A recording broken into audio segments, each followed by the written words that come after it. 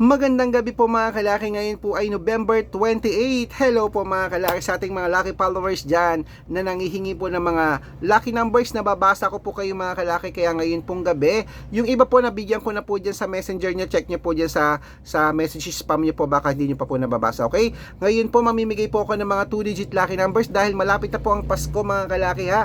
2-digit lucky numbers po na pwedeng tayaan sa Lotto, sa 2D Lotto, sa National, sa Weteng. Pwede po itong mga kalaki ang mga 2-digit lucky numbers natin sa STL. Okay? Kung gusto mo, bibigyan kita. Kung ayaw mo naman, okay lang po mga kalaki. Marami pong lucky numbers dyan, panoorin nyo.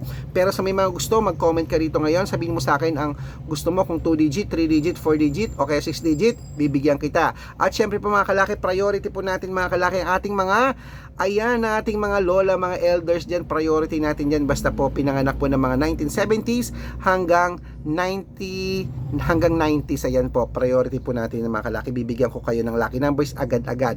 Basta po naka-follow ha, ang tanong ko, naka-follow ka ba, nagko-comment ka ba?